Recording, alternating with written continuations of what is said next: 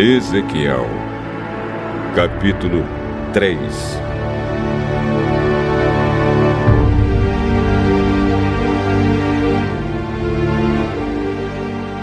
Deus disse: Homem mortal, coma esse rolo. Depois, vá e fale ao povo de Israel. Então abri a boca, e ele me deu o rolo para comer. E disse: Homem mortal, coma esse rolo que lhe estou dando. Enche o seu estômago com ele.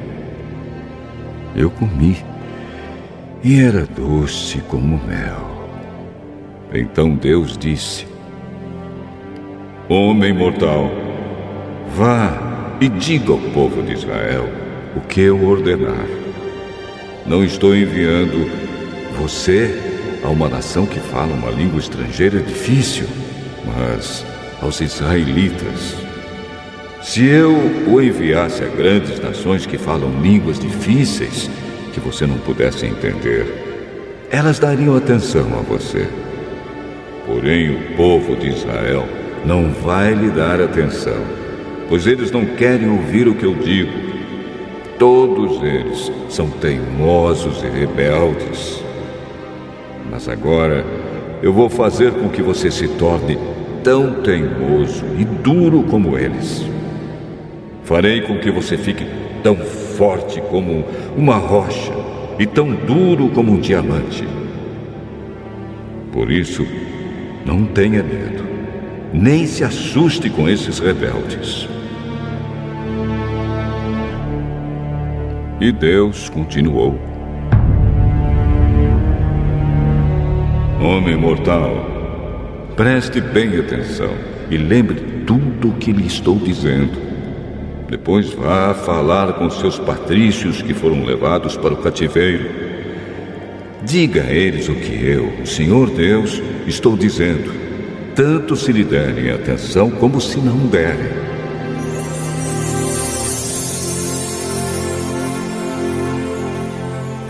Então o Espírito de Deus me levou para o alto e ouvi atrás de mim uma voz forte como um trovão.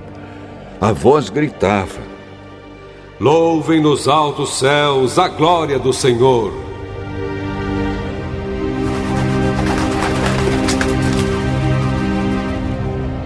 Ouvi as asas dos animais batendo juntas no ar e também o barulho das rodas, que era tão forte como o de um trovão. Aí o poder do Senhor me dominou e o seu Espírito me levou dali. Aí eu fiquei zangado e cheio de amargura.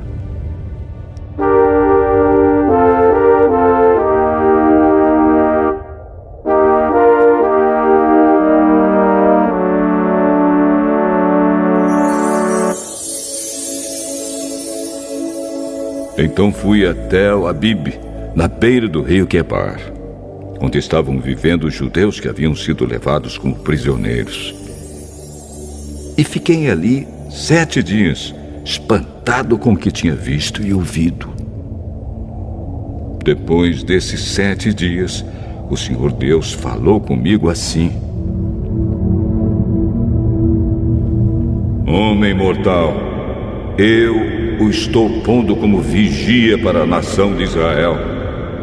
Você entregará a eles os avisos que eu lhe der. Se eu anunciar que um homem mau vai morrer, e você não avisar esse homem para que pare de fazer o mal e assim salve a sua vida, ele morrerá como pecador, e você será o responsável pela morte dele. Se você avisar um homem mau e ele não deixar de pecar, ele morrerá ainda pecador, mas você não morrerá.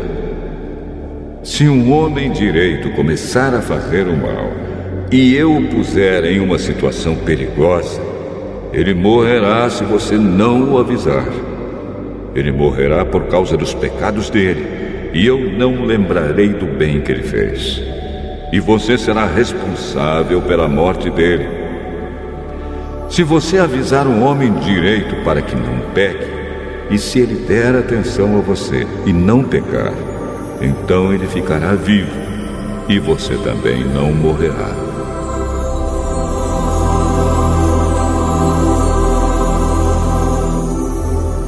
Eu senti a presença poderosa do Senhor Deus e ouvi ele dizer o seguinte: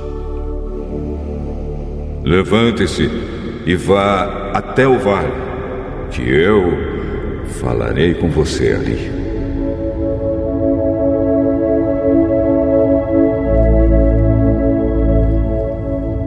Então fui até o vale e lá vi a glória do Senhor, como já havia visto na beira do rio Quebar. Eu caí com o rosto no chão, mas o Espírito de Deus entrou em mim e me pôs de pé. E Deus me disse: vá para casa e feche-se dentro dela. Você, homem mortal, vai ser amarrado com cordas e não poderá sair. Vou paralisar a sua língua e você não poderá avisar essa gente rebelde. Depois, quando eu falar de novo com você e lhe devolver a fala, você dirá a esse povo que eu, o Senhor Deus, disser. Alguns deles vão ouvir, mas outros não, porque são um povo rebelde.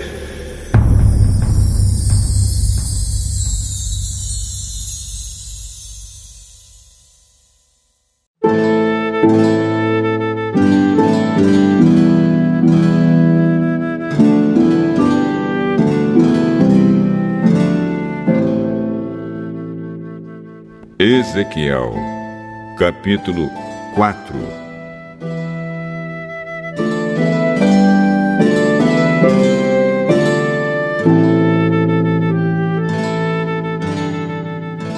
Homem mortal, pegue um tijolo, ponha na sua frente e faça nele um desenho da cidade de Jerusalém.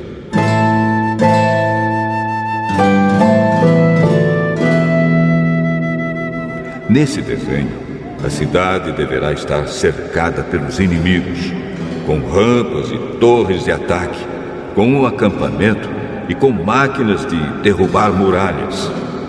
Pegue uma frigideira de ferro e ponha como se fosse um muro entre você e a cidade. Vire o rosto na direção da cidade.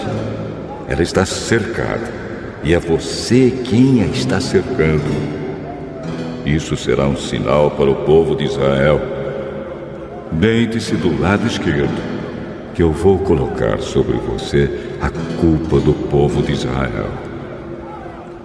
Você ficará deitado ali, carregando o pecado deles durante 390 dias, porque eu o condenei a um dia para cada ano de castigo do povo. Quando você terminar isso, vire do lado direito e carregue o pecado de Judá durante 40 dias. Isto é, um dia para cada ano do castigo deles. Olhe firme para Jerusalém cercada pelos inimigos. Então arregace as mangas e profetize contra a cidade. Eu vou amarrá-lo. E assim você não poderá virar de um lado para o outro, até que os inimigos deixem de cercar a cidade. Agora, pegue trigo, cevada, ervilhas, lentilhas, trigo miúdo e aveia. Misture tudo e faça pão. É isso que você vai comer durante os 390 dias em que estiver deitado do lado esquerdo. Você só vai poder comer 4 pãezinhos por dia e coma aos poucos. A água que beber também será medida, 2 copos por dia, para beber aos poucos. Você fará fogo com fezes secas de gente, assará o pão nas brasas e comerá esse pão em um lugar onde possa ser visto por todos.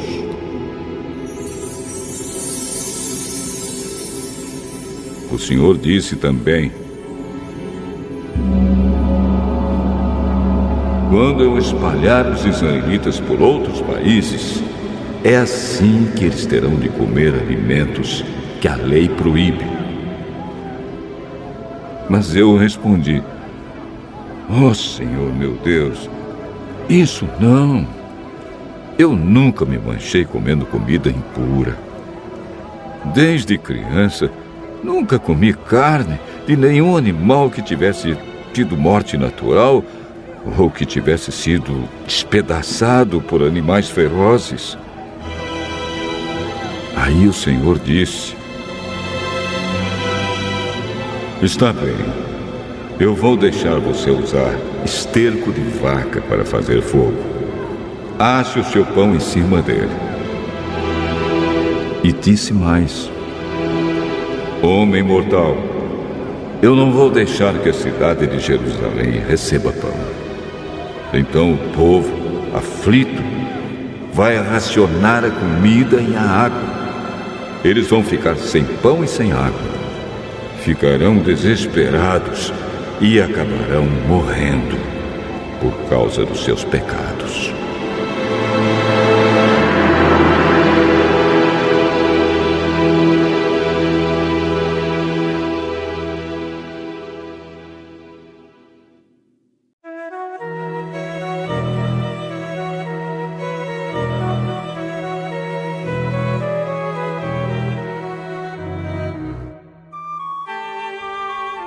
Carta de Paulo aos Gálatas, capítulo 1.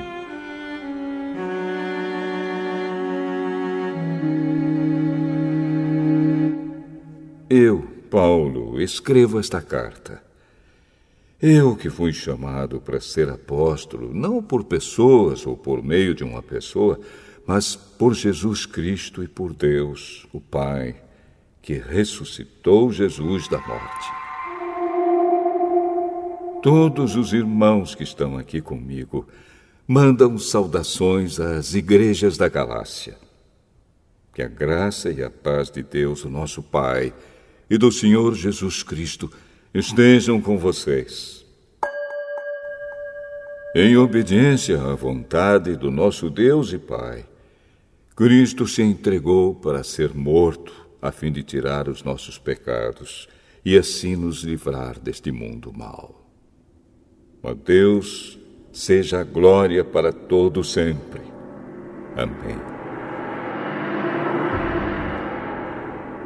Estou muito admirado com vocês, pois estão abandonando tão depressa aquele que os chamou por meio da graça de Cristo e estão aceitando outro evangelho. Na verdade, não existe outro evangelho, porém eu falo assim porque há algumas pessoas que estão perturbando vocês, querendo mudar o evangelho de Cristo. Mas se alguém, mesmo que sejamos nós ou um anjo do céu, anunciar a vocês um evangelho diferente daquele que temos anunciado, que seja amaldiçoado. Pois já dissemos antes e repetimos: se alguém anunciar um evangelho diferente daquele que vocês aceitaram, que essa pessoa seja amaldiçoada. Por acaso eu procuro a aprovação das pessoas? Não. O que eu quero é a aprovação de Deus. Será que agora eu estou querendo agradar as pessoas? Se estivesse, eu não seria servo de Cristo. Meus irmãos, eu afirmo a vocês que o evangelho que eu anuncio não é uma invenção humana. Eu não o recebi de ninguém, e ninguém o ensinou a mim, mas foi o próprio Jesus Cristo que o revelou para mim. Vocês ouviram falar de como eu costumava agir quando praticava a religião dos judeus. Sabem como eu perseguia sem dó nem piedade a Igreja de Deus e fazia tudo para destruí-la. Quando praticava essa religião, eu estava mais adiantado do que a maioria dos meus patrícios da minha idade e seguia com mais zelo do que eles as tradições dos meus antepassados. Porém, Deus, na sua graça, me escolheu antes mesmo de eu nascer e me chamou para servi-lo. E quando ele resolveu revelar para mim o seu filho, a fim de que eu anunciasse aos não-judeus a boa notícia a respeito dele, eu não fui pedir conselhos a ninguém. E também não fui até Jerusalém para falar com aqueles que eram apóstolos antes de mim. Pelo contrário, fui para a região da Arábia e depois voltei para Damasco. 3 anos depois, fui até Jerusalém para pedir informações a Pedro e fiquei 2 semanas com ele. E não falei com nenhum outro apóstolo a não ser com Tiago, irmão do Senhor. O que estou escrevendo a vocês é verdade. Deus sabe que não estou mentindo. Depois fui para as regiões da Síria e da Cilícia. Durante esse tempo, as pessoas das igrejas da Judéia não me conheciam pessoalmente. Elas somente tinham ouvido o que os outros diziam. Aquele que antes nos perseguia está anunciando agora a fé que no passado tentava destruir. E louvavam a Deus por minha causa.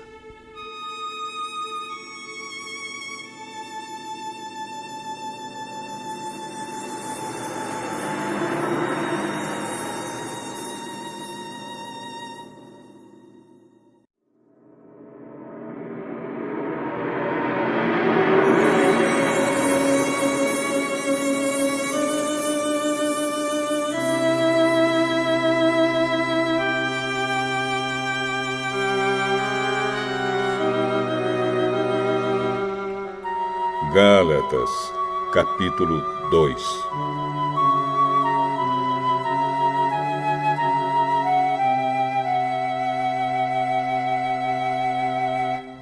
Quatorze anos depois, eu voltei para Jerusalém com Barnabé e levei Tito comigo.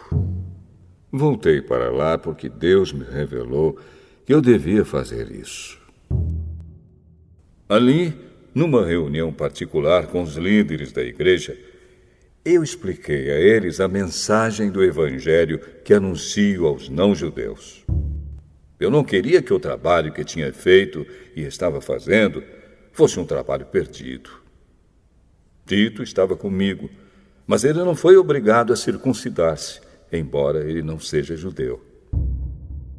Porém, alguns tinham se juntado ao nosso grupo fazendo de conta que eram irmãos na fé e queriam circuncidá-lo.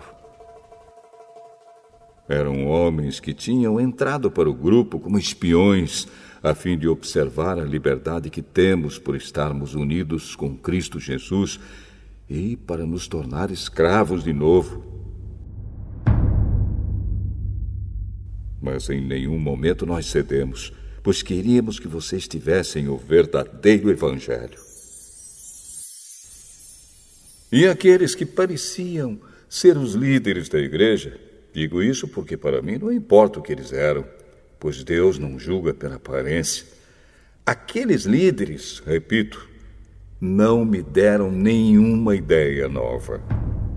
Pelo contrário, eles viram que Deus me tinha dado a responsabilidade de anunciar o Evangelho aos não-judeus, assim como tinha dado a Pedro a responsabilidade de anunciá-lo aos judeus. Pois pelo poder de Deus fui feito apóstolo para anunciar o Evangelho aos não-judeus, assim como Pedro foi feito apóstolo para anunciar o Evangelho aos judeus. Por isso, Tiago, Pedro e João, que eram considerados os líderes da igreja, reconheceram que Deus me tinha dado essa tarefa especial. E, como sinal de que éramos todos companheiros, eles deram a mim e a Barnabé um aperto de mãos. E todos nós combinamos que eu e Barnabé iríamos trabalhar entre os não-judeus e eles entre os judeus. Eles nos pediram só uma coisa: que lembrássemos dos pobres das igrejas deles. E isso eu sempre tenho procurado fazer. Porém, quando Pedro veio para Antioquia da Síria, eu fiquei contra ele em público, porque ele estava completamente errado. De fato, antes de chegarem ali alguns homens mandados por Tiago, Pedro tomava refeições com os irmãos não-judeus. Mas, depois que aqueles homens chegaram, ele não queria mais tomar refeições com os não-judeus porque tinha medo dos que eram a favor de circuncidar os não-judeus.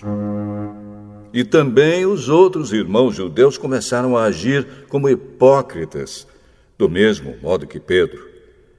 E até Barnabé se deixou levar pela hipocrisia deles. Quando vi que eles não estavam agindo direito, de acordo com a verdade do Evangelho, eu disse a Pedro na presença de todos: você é judeu, mas não está vivendo como judeu, e sim como não-judeu. Então, como é que você quer obrigar os não-judeus a viverem como judeus? O fato é que nós somos judeus de nascimento e não pecadores não-judeus, como eles são chamados. Mas sabemos que todos são aceitos por Deus somente pela fé em Jesus Cristo, e não por fazerem o que a lei manda. Assim, nós também temos crido em Cristo Jesus, a fim de sermos aceitos por Deus pela nossa fé em Cristo, e não por fazermos o que a lei manda. Pois ninguém é aceito por Deus por fazer o que a lei manda. Ao procurarmos ser aceitos por Deus por estarmos unidos com Cristo, fica claro que somos pecadores como os não-judeus. Mas será que isso quer dizer que Cristo trabalha em favor do pecado? Claro que não. Se eu, depois de ter destruído a lei, começar a construí-la de novo como meio de ser aceito por Deus, aí sim fica claro que eu havia quebrado a lei. Pois, quanto à lei, estou morto. Morto pela própria lei, a fim de viver para Deus. Eu fui morto com Cristo na cruz. Assim já não sou eu quem vive, mas Cristo é quem vive em mim. E esta vida que vivo agora, eu a vivo pela fé no Filho de Deus, que me amou e se deu a si mesmo por mim. Eu me recuso a rejeitar a graça de Deus. Pois, se é por meio da lei que as pessoas são aceitas por Deus, então a morte de Cristo não adiantou nada.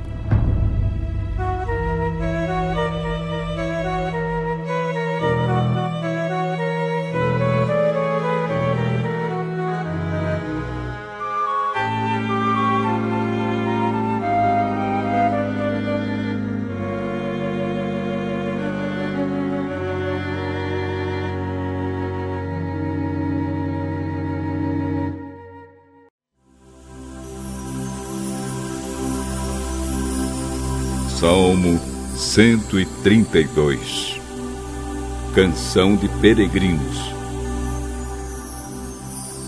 Ó Senhor Deus, lembra de Davi e de todos os seus sofrimentos. Lembra da promessa feita por Davi. Lembra deste juramento que ele fez a ti, ó Senhor, o poderoso de Jacó. Eu não vou para casa, nem vou descansar, não vou me deitar, nem dormir, enquanto não encontrar um lugar para o Senhor, uma casa para o poderoso de Jacó.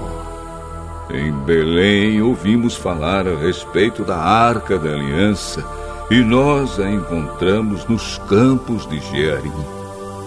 Então dissemos: vamos à casa de Deus, o Senhor, vamos adorá-lo diante do seu trono.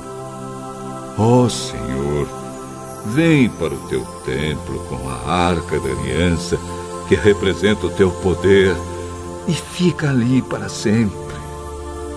Que os teus sacerdotes façam sempre o que é certo.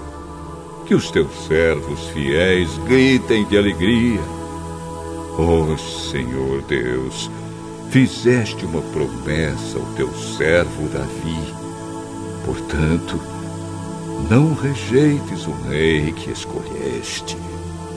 Tu não voltarás atrás neste juramento que fizeste a Davi. Farei com que um dos seus filhos seja rei, e ele reinará depois de você. Se os filhos de você forem fiéis à minha aliança e aos mandamentos que lhes dei, também os filhos deles sempre serão reis. O Senhor Deus escolheu o Monte Sião. Ele quis que a sua casa fosse ali e disse: aqui viverei para sempre.